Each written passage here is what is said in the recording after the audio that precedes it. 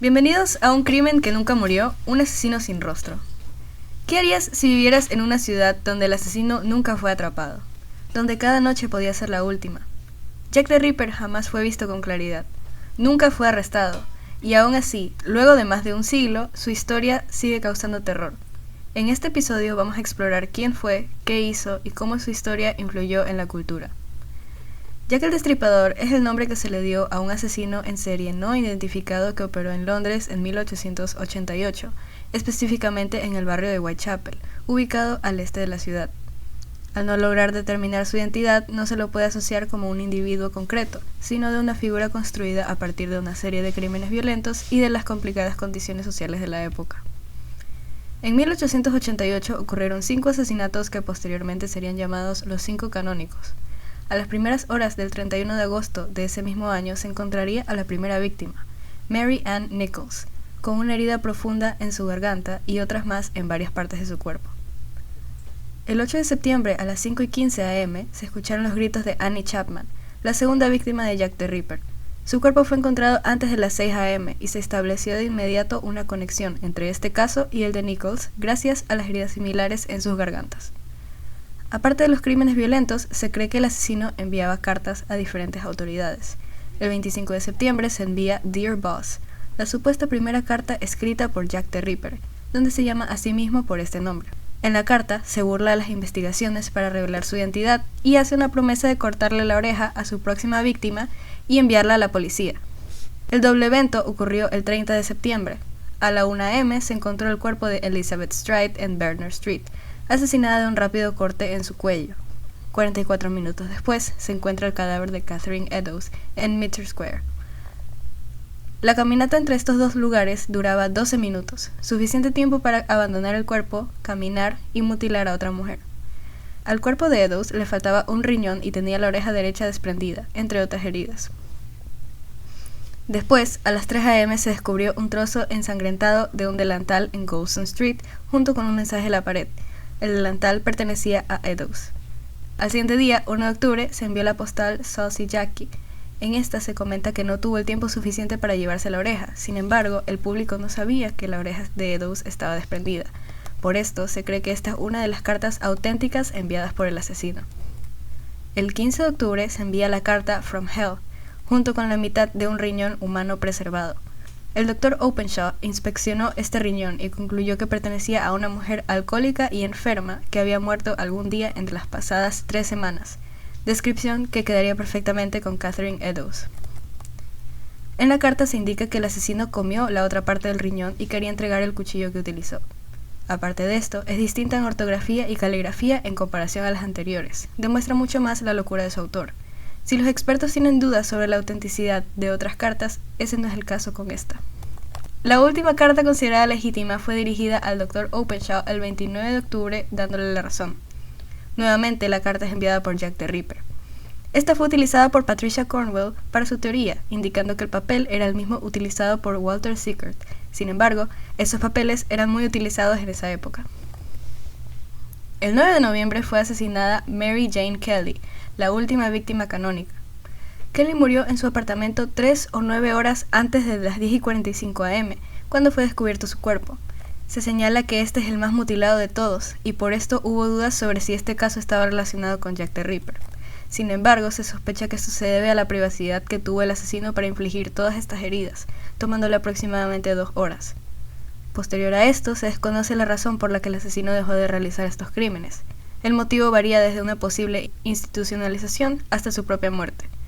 Por otro lado, su modus operandi, según expertos, incluye heridas profundas en la garganta, extracción de órganos y mutilación del abdomen, genitales y rasgos faciales. También sus víctimas eran prostitutas, hablando sobre ellas de manera despectiva. Durante años, la identidad de Jack the Ripper ha sido uno de los enigmas más famosos de la historia criminal.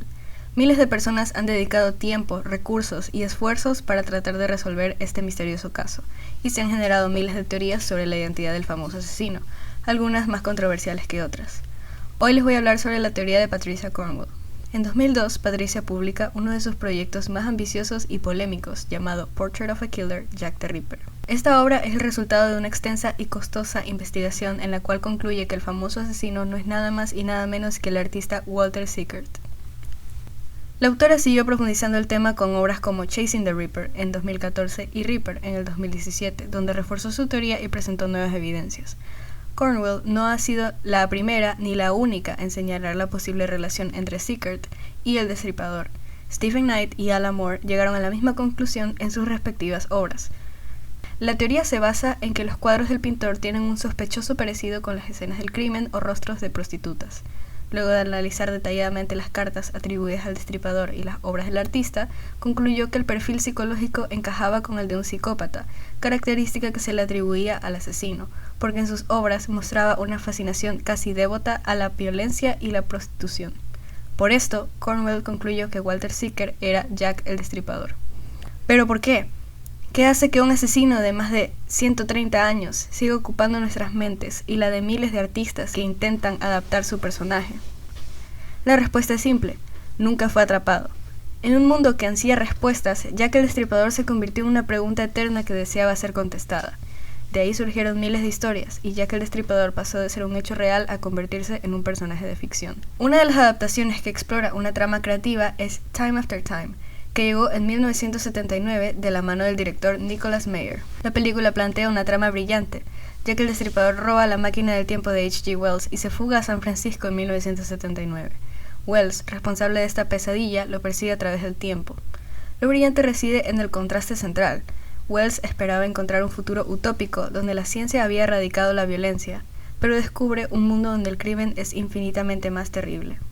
Jack, por su parte, se siente liberado en la modernidad, comprendiendo que sus actos violentos son apenas un ápice comparados con la violencia contemporánea. Las adaptaciones posteriores siguieron explorando diferentes ideas con la figura de Jack el Destripador. En From Hell, del 2001, basada en la novela gráfica de Alan Moore y Eddie Campbell, se presenta una conspiración que involucra nada más y nada menos que a la familia real. En 2017, casi 40 años después de la película de Meyer, el creador de series, Kevin Williamson, intentó revivir el concepto para la televisión. Su serie, Time After Time, debutó en ABC el 5 de marzo de 2017 con la misma premisa fundamental, pero ahora en la Nueva York actual. Sin embargo, ABC canceló Time After Time apenas 3 semanas después de su estreno. A pesar de contar con el sello de un creador de renombre, la audiencia simplemente no respondió. Los números fueron desoladores. Promediaba 2.2 millones de espectadores con un demoledor 0.5 de rating demográfico. Y sin embargo, el fracaso televisivo de una serie no puede oscurecer la verdad fundamental.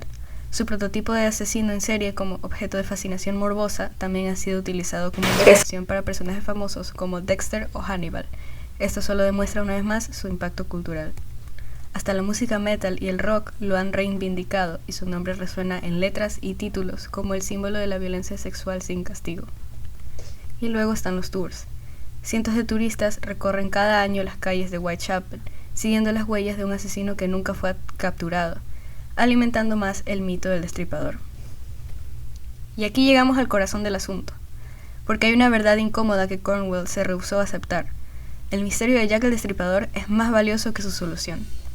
Porque un misterio sin resolver, un asesino sin rostro y una duda que perdura por generaciones es un ícono, un mito viviente y un algo que nunca muere.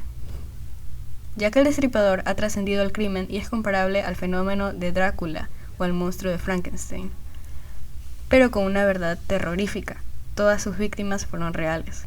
Por eso, más de 130 años después de su última víctima, seguimos escribiendo sobre él. Así que aquí, queridos oyentes, preferimos quedarnos con el fantasma y el mito que lleva el nombre de Jack el Destripador, ya que mientras exista el misterio habrá fascinación, arte, seguiremos escribiendo y filmando sobre el hombre sin rostro que una noche de 1888 decidió que las calles de Whitechapel serían suyas.